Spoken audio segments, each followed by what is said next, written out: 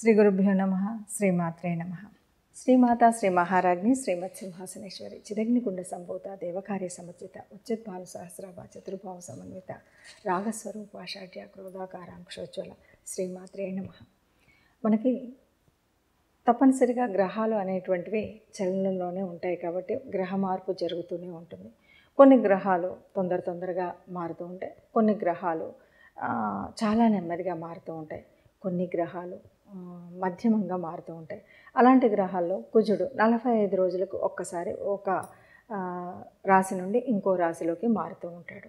మరి కుజుడు మారినప్పుడు ఇబ్బందులు ఉంటాయా, లాభాలు జరుగుతాయా అంటే ద్వాదశ రాశుల్లో కొన్ని రాశులకి మంచిది జరగడం, కొన్ని రాశులకి ఇబ్బంది కలగడం అనేటువంటిది సహజ సిద్ధం. ఏ రాశి ఏ గ్రహం ఎటు జరిగినా కూడా కొన్ని రాశులకు మంచి, కొన్ని రాశులకు చెడు, కొన్ని రాశులకు మధ్యమంగా ఉండడం అనేటువంటిది ముఖ్యమైనటువంటిది. ఆ రకంగా చూస్తే మరి ముందుగా కుజుడు సంచారం వల్ల మరి ఏ రాశులు లబ్ధి పొందుతాయి ఏంటి అన్నది పక్కన పెడితే అసలు కుజుడి లక్షణాలు కనుక చేసుకుంటే కుజుడికి కోపం, గొడవ, ఒక రకమైనటువంటి వీరత్వం, సైన్యాధిపతి అంటూ ఉంటాం సహజంగానే. ఆ లక్షణాలన్నీ ఉంటాయి. కుజుడు బాగుంటే ఇవన్నీ బాగుంటాయి, మంచి ఉద్యోగాలు సైన్యంలో ఇట్లా ఉంటాయి. అలా కాకుండా ఉంటే కొన్ని యాక్సిడెంట్స్ ఇలాంటివన్నీ జరిగేటువంటి పరిస్థితి ఉంటుంది.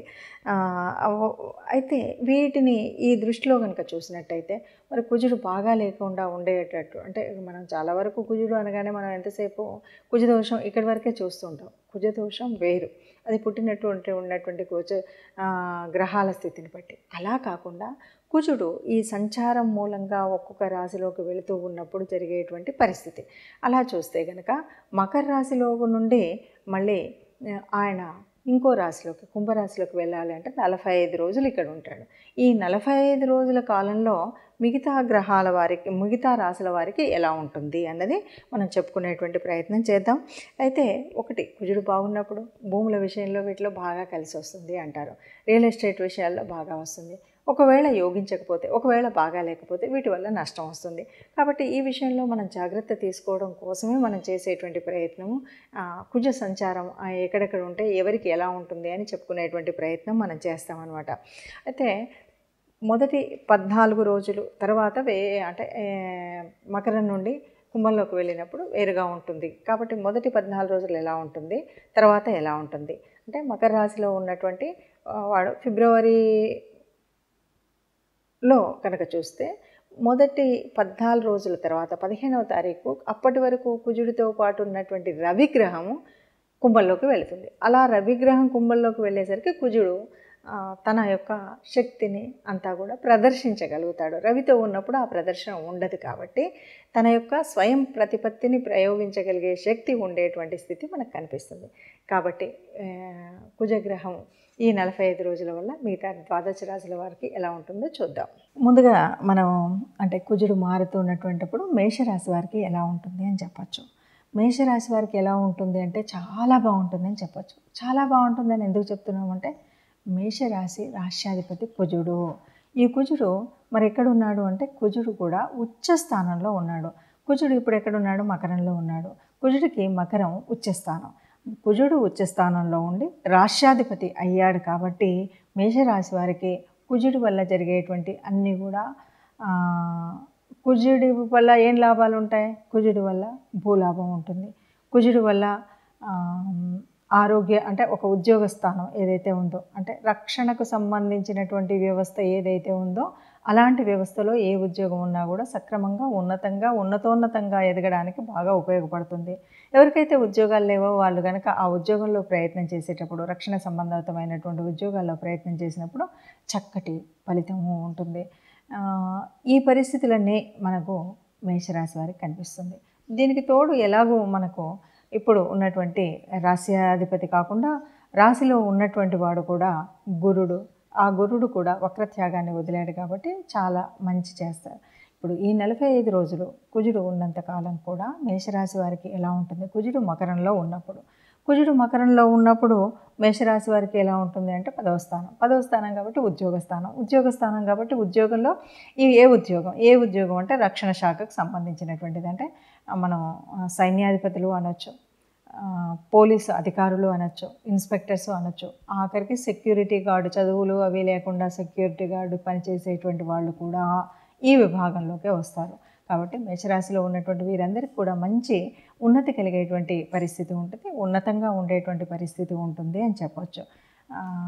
యథావత మనం చెప్పాలంటే మేషరాశి వారికి కుజుడి మార్పు వల్ల శుభం జరుగుతుంది, లాభం జరుగుతుంది. అలాగే భూములు ఇలాంటి వ్యాపారాలు చేసేటువంటి వారికి, రియల్ ఎస్టేట్ చేసేటువంటి వారికి చాలా బాగుంటుంది అని చెప్పొచ్చు.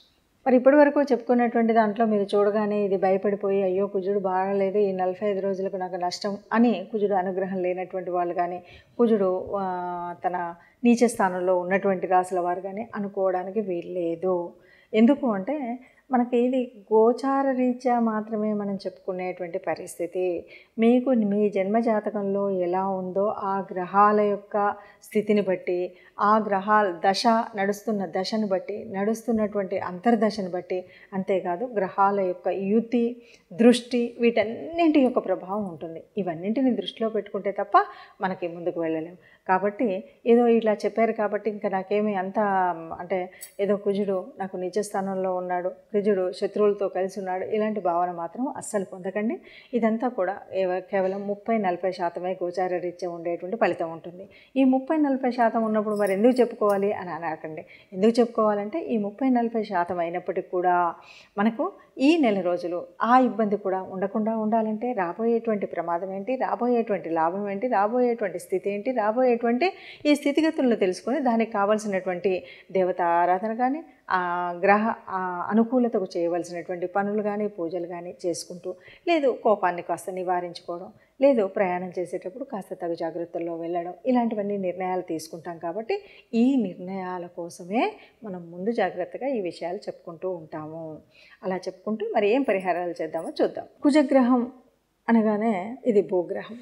ముఖ్యంగా కుజగ్రహ దోషాలు ఉన్నప్పుడు మనం మంగళవారాలు పూజ చేయడము, అలాగే కుజుడికి అధిపతి అయినటువంటి వాడు మరి సుబ్రహ్మణ్య స్వామిని ఆరాధించడం, ఇవి చేస్తాం. గ్రహాలు అంటే కుజుడు మనకు యోగించకపోని ఈ 45 రోజుల కాలం కనుక మనం సుబ్రహ్మణ్య స్వామి ఆరాధన చేసిన, ఏదైనా సరే ఎవరికైనా దానం ధర్మం చేసేటప్పుడు కందిపప్పు ఇలాంటివి దానం చేసినా, ఎర్రటి వస్త్రాలు దానం చేసినా మనకు అనుకున్నటువంటి ఫలితం ఉంటుంది. అయితే ఇక్కడ మహాదశ అంతర్దశలు కూడా వీటికి కనెక్ట్ అయినప్పుడు ఉండేటువంటి పరిస్థితి ఒకలాగా ఉంటుంది, లేనప్పుడు ఒకలాగా ఉంటుంది. అలాగే ఇప్పుడు మనం చెప్తున్నటువంటి దానికి త్రికోణాధిపత్యం ఏదైనా వచ్చినట్టయితే వేరేలాగా ఉంటుంది. అంటే 159 లాట్స్లో కనుక కుజుడు ఉన్నప్పుడు మంచి చేస్తాడు. ఆ మంచి చేసేటువంటి పరిస్థితి వేరేలాగా ఉంటుంది. ఈ మంచి చేసినప్పుడు కుజుడు అనగానే భూమికి సంబంధించినటువంటి వాడు మంచి అంటే ఏదైనా డిసిప్లిన్కి సంబంధించినటువంటి కొన్ని ఉద్యోగాలు ఉంటాయి, అంటే రక్షణ విభాగానికి సంబంధించినటువంటి ఇటువంటిలో ఉన్నటువంటి వాటిలో ఎప్పటికే ఉన్నట్టయితే మంచి ఉపయోగాలు ఉంటాయి, మంచి వృద్ధి ఉంటుంది. అలా కాకుండా ఇప్పుడే తెచ్చుకోవాలి అన్నటువంటి వాళ్ళకి ప్రయత్నాన్ని చేస్తే కనుక మంచి ఫలితం ఉంటుంది. అలాగే భూముల వల్ల, రియల్ ఎస్టేట్ వల్ల మంచిగా కలిసి వచ్చేటువంటి పరిస్థితి ఉంటుంది. అలా కాకుండా ఉన్నట్టయితే కొద్దిగా గొడవలు, కోళ్ళు, చిన్న పని చేసినా కూడా ఏదో ఒక దెబ్బ తగిలించుకోవడం ఇలాంటివి కూడా ఉంటాయి. కాబట్టి ఇక్కడ మనం చేయవలసినటువంటిది ఏమిటి అంటే ఇప్పటి వరకు విన్నటువంటి దాని మూలంగా మనకు అనుకూలించేటువంటి గ్రహం అయినా కాకుండా తప్పనిసరిగా గ్రహ అనుగ్రహం పొందాలి. కాబట్టి కుజ ఆరాధన ప్రతి మంగళవారం తప్పనిసరిగా సుబ్రహ్మణ్య స్వామిని ఆరాధించడం, అలాగే మనకు తోచినంత వీలైనంత ఏదైనా పేదవాళ్ళకి దానం చేయడం అనేటువంటిది, ముఖ్యంగా కందిపంపుకు సంబంధించినటువంటిది. అది కాదు, ఇదేది కాలేదు అంటే కనీసం మనం గోశాలకు వెళ్ళి గోశాలలో గోమాతకి గోగ్రాసం ఇవ్వడం లాంటివి చేసినట్టయితే మనకు ఈ గ్రహం వల్ల వచ్చేటువంటి అననుకూలత ఏదైనా ఉంటే పోతుంది. శుభంగా అనుకూలత వల్ల వచ్చేటువంటి శుభ ఫలితాలు మాత్రమే వస్తాయి. ఇది దృష్టిలో పెట్టుకొని అందరం కూడా ఈ కుజ అనుగ్రహం పొందడం కోసం ప్రయత్నం చేద్దాం. నమస్తే.